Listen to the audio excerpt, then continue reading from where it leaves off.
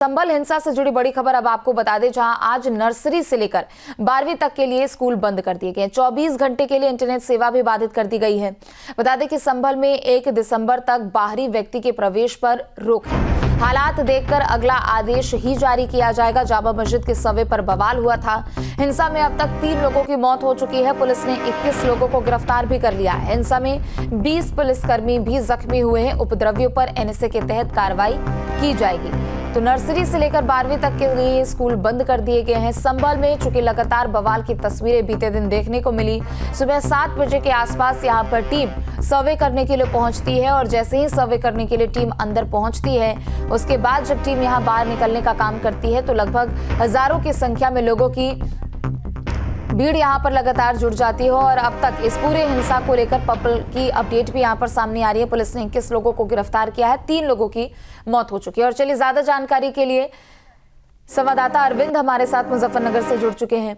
अरविंद, चूंकि देखिए कल जब यहाँ पर टीम सर्वे करने के लिए पहुंचती है और उसके बाद जब टीम बाहर निकलती है, हजारों की संख्या में लोग यहाँ तैनात हो जाते हैं और उनकी ओर से विरोध प्रदर्शन शुरू कर दिया जाता है। इस पूरे मामले को लेकर हमने देखा कि कल अलग अलग तरीके से तस्वीर भी सामने आई। 20 पुलिसकर्मी एक तरफ जख्मी है, 21 लोगों को गिरफ्तार किया गया है, पूछताछ उनसे की जा रही है, 2 महिलाएं उसमें शामिल है। इसके अलावा 3 लोगों की भी मौत हो चुकी है। फिलहाल क्या कुछ ताजा जानकारी है आपके पास? देखिए, अगर मैं आपको बता दूं, ये मुजफ्फरनगर के अगर जनपद की बात करूं तो जैसे ही संभल में शाही मस्जिद के सर्वे के बाद में जो हिंसा हुई है, जिसमें 3 लोगों की मौत हुई है और पुलिसकर्मी भी घायल हुए हैं, और साथ के साथ जैसे आपने बताया कि 21 लोगों की गिरफ्तारी है, ऐसे ही मुजफ्फरनगर को लेकर भी अलर्ट कर दिया गया और जगह जगह पर पुलिस ने मार्च किया।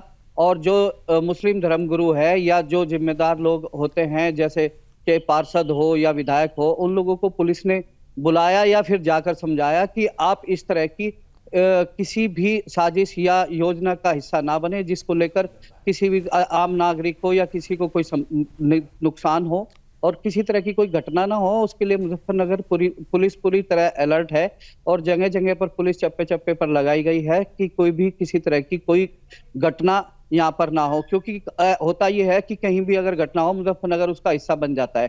लेकिन एसएसपी महोदय ने लगातार इसको अलर्ट पे रखा हुआ है और वे अपने सूत्रों के हवाले से इस बात की लगातार जानकारी ले रही है कि किसी तरह की कोई घटना ना हो और मुजफ्फरनगर उसकी चपेट में ना आए।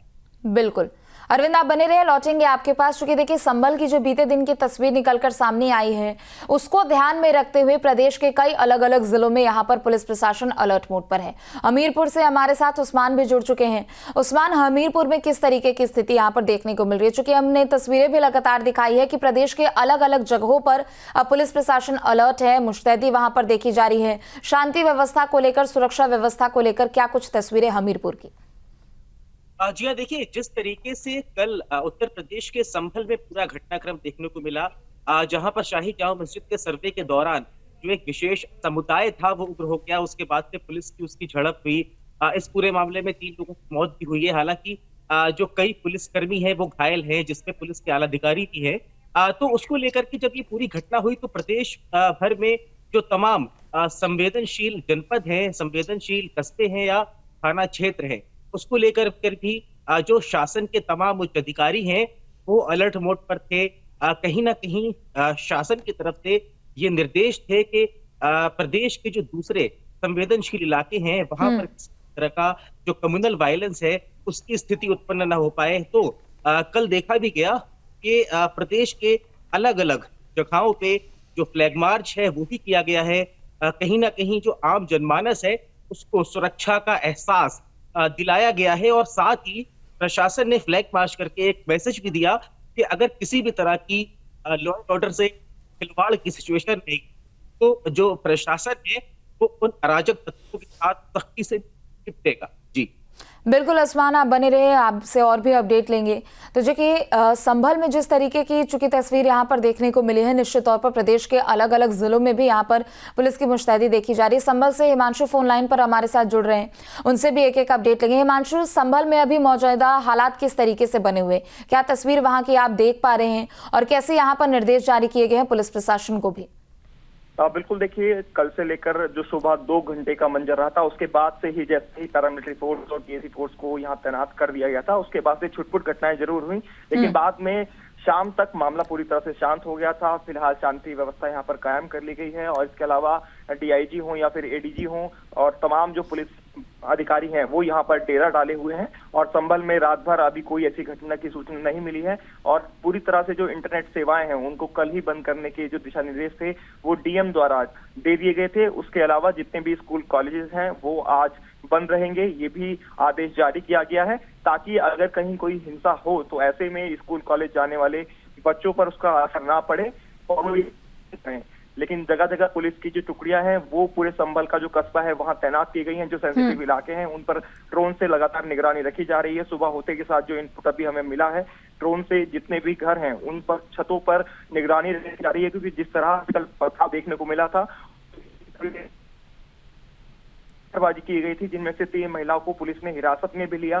बाकायदा जो कमिश्नर है मंडलायुक्त उनकी तरफ से ये बयान दिया गया। तो ऐसे में ये चिंता की बात थी आखिरकार कैसे छतों पर पत्थर पहले से ही पहुंच गए थे और महिलाओं द्वारा पत्थरबाजी करना। 20 लोगों को कल ही डिटेन कर लिया गया था, जिनसे पूछताछ की जा रही है किसके कहने पर, किसके इशारे पर आप उग्र हुए और जो लोग और भी लोग अभी तक सामने आएंगे जिनके नाम उनको हिरासत में लेने की बात कही गई थी। हालांकि अब ये नंबर कितने होंगे, कितने और लोगों को पुलिस बिल्कुल निश्चित तौर पर, चूंकि देखिए कल जब सुबह 7 बजे टीम यहाँ पर सर्वे करने के लिए पहुंचती है, अचानक से 2 से 3 हजार की संख्या में लोग वहां पर एकत्रित हो जाते हैं और सबसे बड़ा सवाल यही है कि अचानक से इतनी बड़ी संख्या में लोग खुद ब खुद तो आएंगे नहीं, या तो किसी के कहने पर ही आए होंगे या तो किसी तरीके की जानकारी उनको दी गई होगी, उनको किसी ने भड़काया होगा। चूंकि पहली दौर का जब सर्वे यहाँ पर किया गया था तो उस दिन तो काफी शांतिपूर्वक यहाँ पर हो चुका था सर्वे, लेकिन दूसरी बार टीम पहुंचती है तो इतना तनाव यहाँ पर देखने को मिलता है। हिमांशु, अब बिल्कुल देखिए, मंगलवार को भी जो टीम थी एडवोकेट कमीशन की वो सर्वे करके जाती है, तब किसी तरह के कोई तनाव नहीं होता है। लोग उस समय भी घरों से बाहर जरूर आए थे, लेकिन पुलिस ने समझाकर उनको वापस भेज दिया था, क्योंकि एडवोकेट कमीशन की टीम में दोनों ही पक्ष की टीमें होती हैं। उनके सामने पूरा सर्वे किया जाता है, वीडियोग्राफी की जाती है, लेकिन दोबारा 5 दिन बाद दोबारा जब सर्वे करने के लिए टीम कल वहां जाती है तो सुबह से ही सर्वे शुरू होता है। जैसे पुलिस फोर्स वहां पहुंचती है, एसपी इसके अलावा जो लोकल डीएम है वो संभल के वहां जाते हैं। उसके साथ ही जो पब्लिक है, मॉब है, वो अपने घरों से निकलना शुरू हो जाती है। उसमें कह सकते हैं अराजकता तो उसके अंदर शामिल होंगे, जिनके सारे पर शुरुआत में पुलिस के साथ धक्का मुक्की होती है, हॉट टॉक होती है और वो हॉट टॉक इतनी ज्यादा बढ़ जाती है कि पथराव करना पड़ जाता है और उस पथराव में तमाम पुलिस कर्मचारी घायल होते हैं। 20 से ज्यादा पुलिसकर्मी घायल हुए हैं। एक पुलिस कर्मचारी के पैर के अंदर गोली लगी है। जो एसपी के पीआरओ हैं उनके पैर में गोली लगी है। सीओ रैंक के अधिकारी की जो है उनके पैर में एक बुलेट का छर्रा लगा हुआ है। इसके अलावा एक पुलिसकर्मी के सर में चोट लगी है। तो आप अंदाजा लगा सकते हैं कि भीड़ ने कोई और कोशिश नहीं छोड़ी थी पुलिस को अपना निशाना बनाने में। खासतौर पर पुलिस के जो वाहन थे उनको भी जला दिया गया था और जमीयत उलमा हिंद के जो अरशद मदनी हैं उनकी तरफ से खासतौर पर पुलिस को टारगेट करते हुए बयान जारी किया गया है कि पुलिस ने जानबूझकर मुस्लिम समुदाय के लोगों को ही टारगेट किया और उन पर फायरिंग की, जिसमें 3 से ज्यादा लोगों की मौत की बात जमीयत उलमा हिंद के अरशद मदनी कहते हुए दिखाई दे रहे हैं। जी बिल्कुल हिमांशु, आप बने रहे, और भी जानकारी आपसे लेंगे। मुजफ्फरनगर से अरविंद भी हमारे साथ लगातार बने हुए, उनका भी रुख कर लेंगे। अरविंद, चूंकि देखिए गाजियाबाद में हमने देखा था कि बीते दिनों यति नरसिंहानंद की ओर से कुछ बयान दिए गए थे, जिसके बाद भी मुजफ्फरनगर में सख्ती बढ़ा दी गई थी। चूंकि अब संभल जो कि पास का इलाका है और ऐसे में सर्वे को लेकर वहां पर भी भारी बवाल देखने को मिल रहा है, क्या यहाँ पर भी उसका असर स्कूलों के संदर्भ में देखने को मिल रहा है? चूंकि सुरक्षा व्यवस्था तो यहाँ पर पुख्ता कर दी गई है ताकि किसी भी तरीके की कोई अप्रिय घटना ना हो। देखिए, आपको बता दें कि वैसे तो मुजफ्फरनगर पूरा जनपद अलर्ट पे है, लेकिन स्कूलों को लेकर यहाँ पे कई दिनों से पॉल्यूशन को लेकर स्कूल बंद थे। आज कल डीएम साहब ने आदेश किए थे आज सभी स्कूल यथावत खुलेंगे और उसको लेकर कोई ऐसी घटना नहीं है, क्योंकि कल भी जो फ्लैग मार्च है और यहाँ के जो एसएसपी है अभिषेक सिंह, उन्होंने पुलिस को अपना अलर्ट रखा है। अभिषेक सिंह के होते हुए यहाँ पे लोगों को लगता है कि नहीं ये वे सुरक्षित है।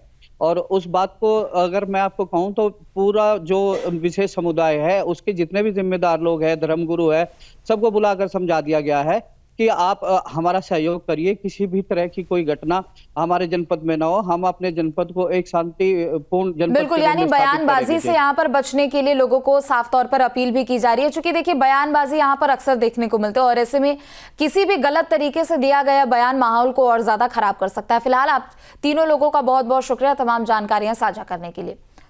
तो वहीं एक तरफ संभल में बवाल बढ़ता जा रहा है तो दूसरी सियासत भी अपने चरम पर है। संभल के बढ़ते विवाद पर बीजेपी और समाजवादी पार्टी एक बार फिर से आमने सामने है और विवाद ने सियासी मोड़ ले लिया है। पूरी रिपोर्ट दिखाते हैं आपको।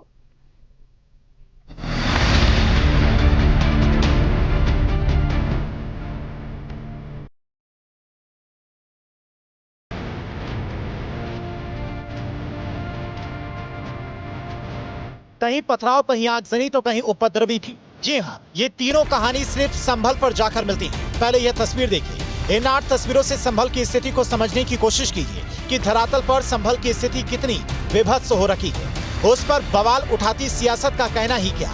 देखते ही देखते संभल की हिंसा ने अब सियासी मोड़ ले लिया है। सपा अध्यक्ष अखिलेश यादव ने इस दंगे को बीजेपी की नाकामी बताया तो केशव मौर्य ने सपा की कारनामों का काला चिट्ठा खोल डाला। चुनाव के चर्चा न हो पाए, हमारी आपकी प्रेस गड़बड़ा जाए,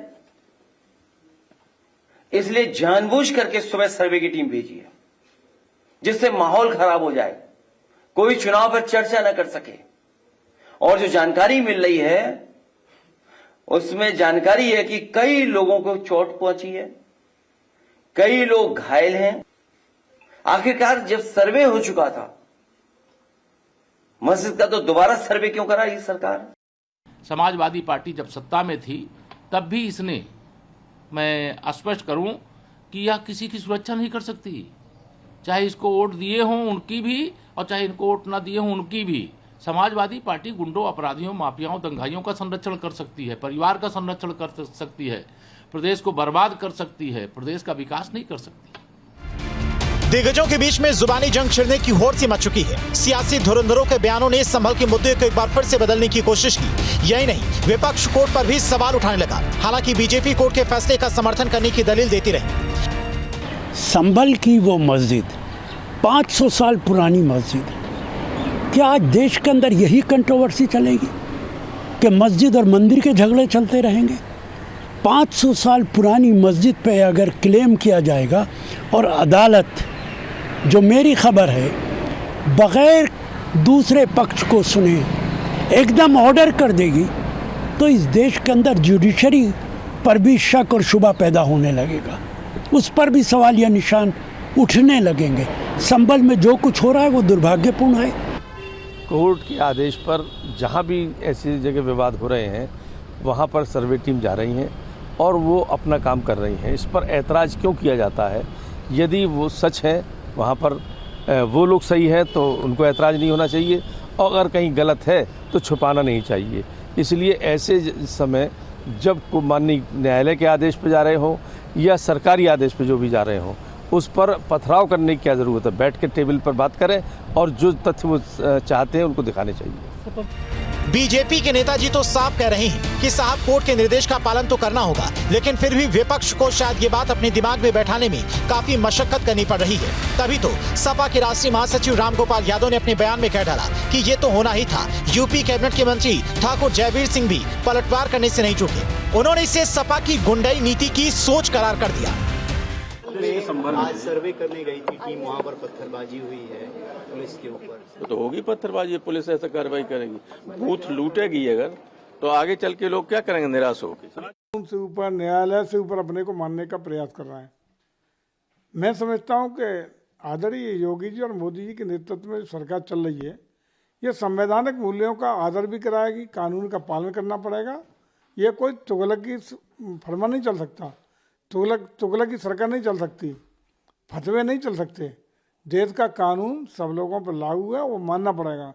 इस तरह की अराजकता, गुंडई और न्यायालय के आदेश की अवहेलना या उसके खिलाफ जिस तरीके से आप देख रहे हैं तांडव करने का प्रयास कर रहे हैं, ये योगी जी की सरकार में चलने वाला नहीं है। निश्चित रूप से कानून उनको ठीक कर देगा, कानून का राज रहेगा। किसी की गुंडई, अराजकता ये चलने वाली नहीं है। सभी को कानून का पालन, संवैधानिक व्यवस्थाओं का पालन, न्यायालय का सम्मान करने के लिए बाध्यता है, और मुझे लगता है कि कानून से ऊपर कोई नहीं हो सकता है। न्यूज नेशन अब व्हाट्सएप पर खबरों की ताजा अपडेट के लिए न्यूज नेशन के इस QR कोड को स्कैन करें।